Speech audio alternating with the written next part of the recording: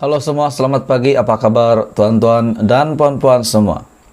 Pagi ini, satu berita yang saya ingin kongsikan kepada Anda. Pasca PRU 15. Sampai hari ini, kita masih menantikan status terkini pembentukan kerajaan dan juga Perdana Menteri ke-10, siapa yang akan angkat sumpah. Saya akan menjawab pertanyaan Anda hari ini berkaitan pembentukan kerajaan, di mana saya melihat beberapa berita daripada media sosial yang mengatakan BN masih dengan pendirian mereka. Dengan satu berita yang tular di media sosial semalam berkenaan dengan surat sokongan Perdana Menteri untuk Anwar Ibrahim daripada Barisan Nasional yang dihantar oleh Zahid Hamidi ke Istana Negara adalah palsu. Itu pun menjadi satu perbualan ramai orang. Zahid Hamidi ini memang ada-ada saja. Bahkan akar Umbi UMNO sendiri menghantar laporan polis untuk Zahid Hamidi. Jadi tuan-tuan dan puan-puan, politik di Malaysia pada ketika ini sangat pergolakannya sangat kuat. Sana mengejutkan, di sini tergemparnya ada. Dikatakan PH dan PN sepatutnya bergabung, namun Perikatan Nasional yang dilihat memang tidak mahu bergabung langsung. Barisan Nasional pula menipu, kata media, berkenaan dengan surat akuannya, surat sokongan daripada Zahid Hamidi itu. Jadi menjadi tanda tanya bagaimana keadaan politik di Malaysia pada hari ini. Saya ingin berkongsi dengan Anda status Perdana Menteri ke-10 yang akan angkat sumpah hari ini. Ini status tuan-tuan dan puan-puan. Ini hanya status. Tidak kisahlah siapa yang akan mengangkat sumpah, sama ada Muhyiddin, Anwar Ibrahim, dan walaupun ada berita Perikatan Nasional menawarkan Barisan Nasional menjadi Perdana Menteri jika mereka bergabung, tak kisahlah. Yang penting tuan-tuan dan puan-puan semua, saya ingin kongsi kepada Anda pagi ini satu berita sah berkenaan dengan status Perdana Menteri hari ini. Sah tiada lagi Perdana Menteri ke-10 hari ini.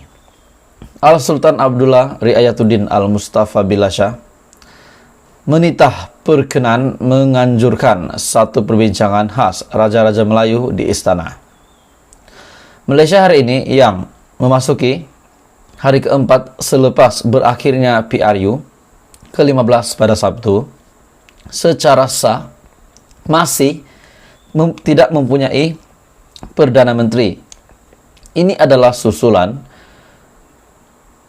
yang di Pertuan Agong Al-Sultan Abdullah Riayatuddin Al-Mustafa Bilasha telah menitah perkenan menganjurkan satu lagi perbincangan khas Raja-Raja Melayu di Istana Negara pada Kamis. Selesai dengan calon Perdana Menteri Muhyiddin Yassin dan Anwar Ibrahim, hari ini selesai mereka berdua, dan ahli parlimen BN dan GPS pula sudah menghadap Agong kemarin. Hari ini pula perbincangan khas Raja-Raja Melayu di Istana Negara.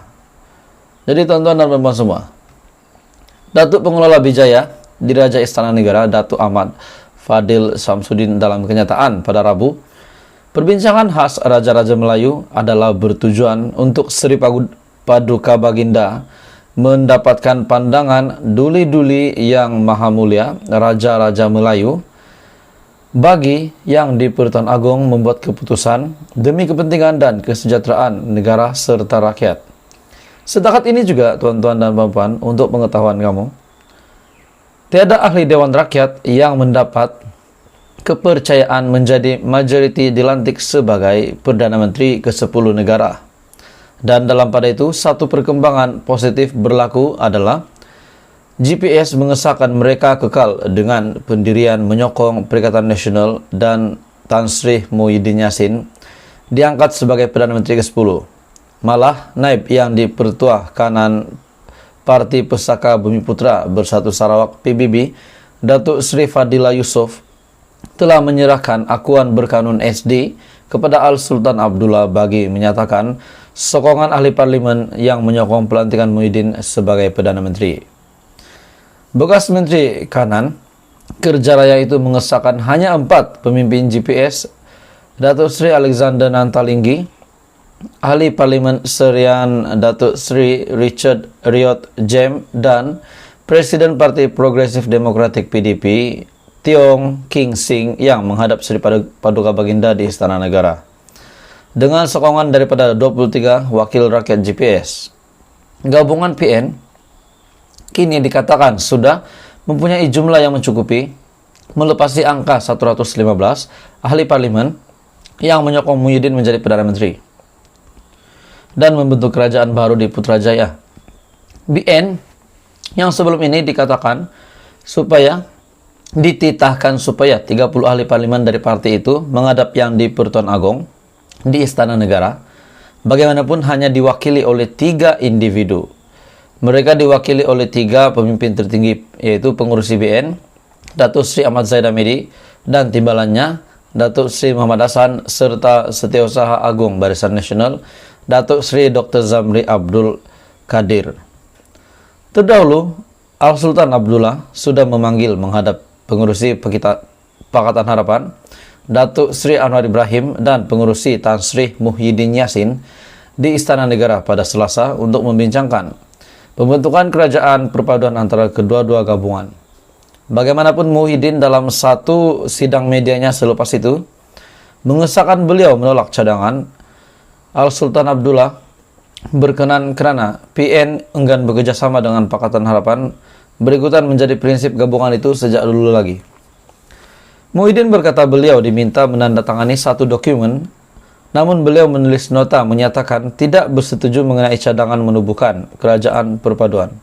Walhal rakyat Malaysia pada ketika ini sangat bersetuju jika ada kerajaan perpaduan. Layaklah tuan-tuan dan puan-puan, Pakatan Harapan mendapat 82 kursi, Anwar Ibrahim menjadi Perdana Menteri. Perikatan Nasional mendapat 73 kursi, Muhyiddin Yassin menjadi timbalan Perdana Menteri. Apa kata Anda? Jadi saya lihat pada ketika ini memang Perikatan Nasional sedang mendahului setelah GPS tidak membuat U-turn, dan Perikatan Nasional juga telah mengeluarkan kenyataan bahwa mereka sudah cukup 115 kursi.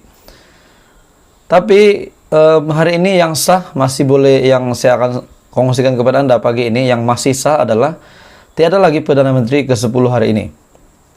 Ya, memang status angkat sumpah hari ini jam 10 di Istana Negara, jam 2 petang di Istana Negara, jam berapa saja pun status angkat sumpah hari ini sah, tiada lagi Perdana Menteri ke-10 hari ini. Maksudnya belum ada Perdana Menteri ke-10 pagi ini.